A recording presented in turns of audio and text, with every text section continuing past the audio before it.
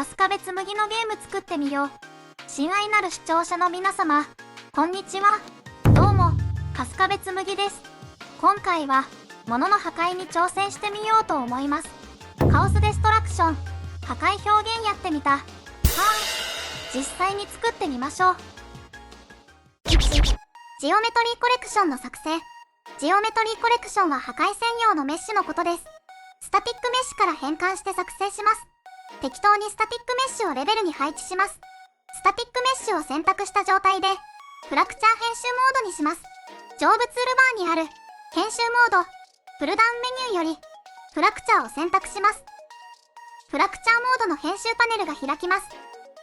ジェナレートセクション、新規をクリックして、ジオメトリーコレクションを作成します。作業フォルダを選択して、名前を指定します。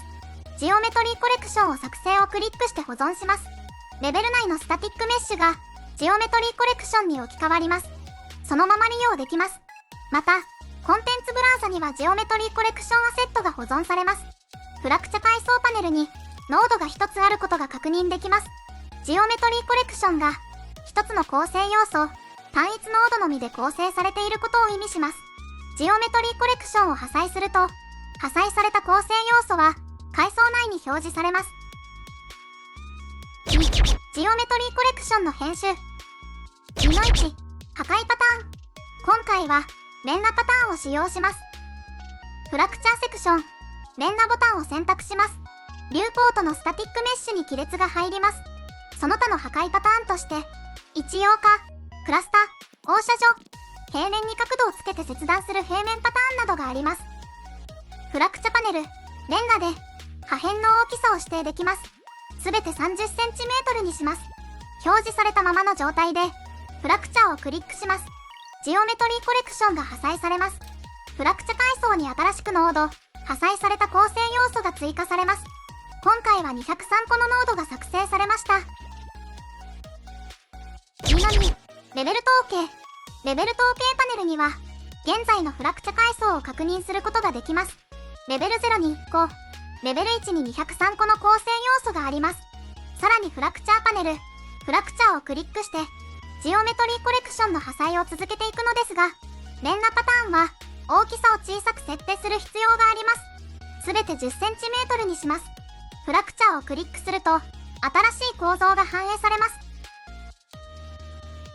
2の3、破壊されたメッシュのカラー。破壊されたメッシュにはカラフルな色がついています。プレイしてもそのままとなっています。ジオメトリーコレクションアクターを選択して、シフトプラス B を押します。ジオメトリーコレクションの元のマテリアルに切り替えることができます。または、ジオメトリーコレクションアクターを選択。詳細パネル、カオス物理、ゼネラル、消防音カラーで切り替えることができます。2の4、破壊量。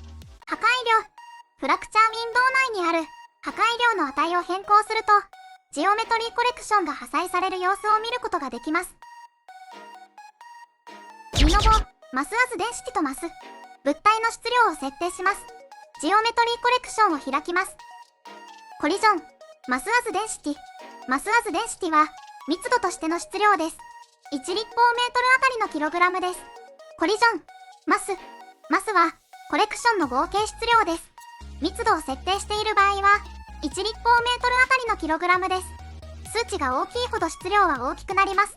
デフォルト値は 2500kg です。デフォルト値の倍の 5000kg と、デフォルト値の10分の1の 250kg を比較してみましょう。破壊の様子が異なりますね。質量の大きい方が破壊が大きいですね。質量は大きさに比例して破壊に影響を与えるようです。キーマーク、ダメージスレッシュホールド、ダメージ敷地、ダメージの敷地、壊れる条件を変えることで壊れやすさが変わります。ジオメトリーコレクションを選択。詳細パネル、カオス物理、ダメージスレッシュホールド、インデックス0から2が設定されています。インデックスの数字は、フラクチャレベルの数字と紐づいています。それぞれのレベルにダメージの敷地を設定することができます。つまり、段階を踏んだ破壊が可能ということですね。インデックス0は最初の破壊に影響します。あまり小さい値を設定すると配置した瞬間に破壊してしまいます。大きめの値を設定しておく必要があります。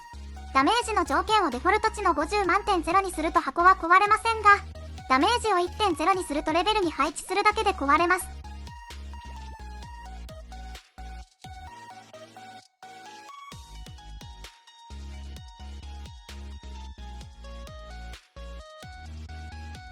3.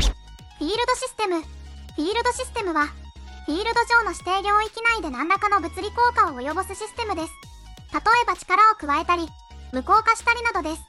コンテンツブラウザの設定から、エンジンのコンテンツを表示を有効にします。エンジンフォルダに移動します。FS を検索します。フィールドシステムがいくつか表示されます。主に使用するのが、FS アンカーフィールドジェネリック、FS マスターフィールド、FS スリープディセイブルジェネリックでしょうか。その中でも今回は FS マスターフィールドを使用します。 FS マスターフィールドを作業フォルダにコピーします。作業フォルダに移動します。 FS マスターフィールドを開きます。 FS マスターフィールドはフィールド内に力を発生させます。放射状に力を与えるエクスターナルストレインと中心から外側に力を与えるリニア&アンギュラーベロシティーズの2つの力があります。ジオメトリーコレクションがあれば破壊し、物理オブジェクトがあれば吹き飛ばします。ラジアルマグニチュードの値を変えるとアクターへの影響度合いが変わります。FS マスターフィールドをレベル上のジオメトリーコレクションに配置します。起動してみましょう。見事に破壊しましたね。気持ちいいですね。4. BPGC の作成。せっかくなのでブループリント化したいと思います。レベル上のジオメトリーコレクションを選択します。詳細パネルのブループリント化ボタンを押します。名前を BPGC にします。選択を押すとファイルが開きます。コンテンツブラウザにはブループリントが作成されています。コンポーネントパネルよりジオメトリーコレクションコンポーネントを右クリックしてイベントを追加、オンコンポーネントヒットを追加します。イベントグラフにオンコンポーネントヒットが追加されます。今回はジオメトリーコレクションアクターに接触したのがプレイヤーであれば破壊するようにします。ブランチノードをつなぎます。アザーアクターピンよりイコールノードを配置します。ゲットプレイヤーキャラクターノードを配置します。イコールノードにつなぎます。イコールノードをブランチノードのコンディションにつなぎます。接触時の演出として少し上に移動するようにします。セットアクターロケーションノードをブランチノードのトゥルーにつなぎます。ゲットアクターロケーションノードを配置します。リターンバリューピンよりアドノードを配置します。下のピンに 0.0、0.0、50.0 を記述します。下のピンを右クリックして変数へ昇格します。名前をベクターにします。後で調整できるようにインスタンス編集可能を有効にします。一旦コンパイルします。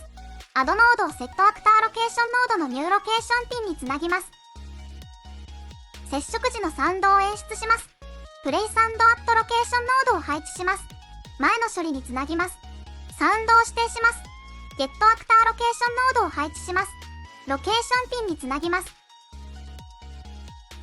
接触したらマスターフィールドをスポーンさせて力を加えます。スポーンアクターフロムクラスノードを配置します。接触演出につなぎます。クラスに FS マスターフィールドを指定します。スポーントランスフォームピンよりゲットアクタートランスフォームノードをつなぎます。リターンバリューを右クリックして変数へ昇格します。名前を FS マスターにします。スポーンしたマスターフィールドの力の強さを指定します。変数 FS マスターゲットノードを配置します。変数 FS マスターゲットノードよりセットラジアルマグニチュードを配置します。前の処理につなぎます。ラジアルマグニチュードを300にします。ラジアルマグニチュードピンを右クリックして変数へ昇格します。後で力の度合いを調整できるようにインスタンス編集可能を有効にします。スポーンしたマスターフィールドはすぐに実行するようにします。変数 FS マスターゲットノードを配置します。変数 FS マスターゲットノードよりセットアクティベーションタイプノードを配置します。前の処理につなぎます。アクティベーションタイプをトリガーにします。変数 FS マスターゲットノードを配置します。変数 FS マスターゲットノードより関数 CE トリガーノードを呼び出します。セットアクティベーションタイプノードにつなぎます。関数 CE トリガーノードは FS マスターフィールド内で記述されている関数です。マスターフィールドを即実行します。ジオメトリーコレクションの破片がたくさん出てきて処理が重たくなるので、コリジョンを無効にします。ジオメトリーコレクションコンポーネントを配置します。ジオメトリーコレクションコンポーネントより、セットコリジョンイネーブルノードを配置します。ニュータイプをノーコリジョンにします。前の処理につなぎます。衝突後、ポリゴンっぽいマテリアルに変更します。ジオメトリーコレクションコンポーネントを配置します。ジオメトリーコレクションコンポーネントより、セットマテリアルノードを配置します。マテリアルピンにマテリアルをセットします。前の処理につなぎます。マテリアルピンを右クリックして、変数へ昇格します。後で調整できるように、インスタンス編集可能を有効にします。衝突後の生存時間を設定します。ディレイノードを配置します。前の処理につなぎます。2秒に設定します。デュレーションを右クリックして、変数へ昇格します。名前をサバイバルタイムにします。後で生存時間を調整できるように、インスタンス編集可能を有効にします。一旦、コンパイルします。最後にデストロイアクターノードをつなぎます。レベルに配置した後に、ジオメトリーコレクションを変更できるようにします。コンストラクションスクリプトに移動します。ジオメトリーコレクションコンポーネントを配置します。ジオメトリーコレクションコンポーネントより、セットレストコレクションノードを配置します。レストコレクションインにジオメトリーコレクションを設定します。レストコレクションインを右クリックして、変数へ昇格します。後で調整できるように、インスタンス編集可能を有効にします。コンストラクションスクリプトノードにつなぎます。コンパイルして保存します。起動してみましょう。ポリゴンが破裂したみたいになりましたね。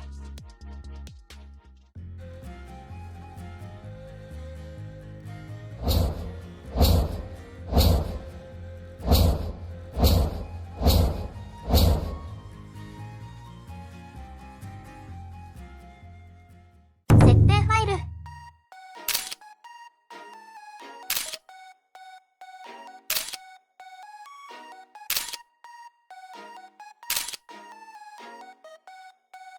破壊するのって気持ちいいですね。破壊表現のメリットは、没入感の向上、破壊可能な環境やオブジェクトがあることで、プレイヤーはゲーム世界により深く没入できます。爽快感の向上、オブジェクトを壊すことで、プレイヤーは達成感や爽快感を得られます。リアルな世界観、破壊表現はリアルな物理法則に基づいているため、ゲーム世界がより現実的に感じられます。だそうです。はい、それでは、今回の動画はここで終わります。興味がある人は高評価とチャンネル登録お願いします。じゃあ、バイバイ。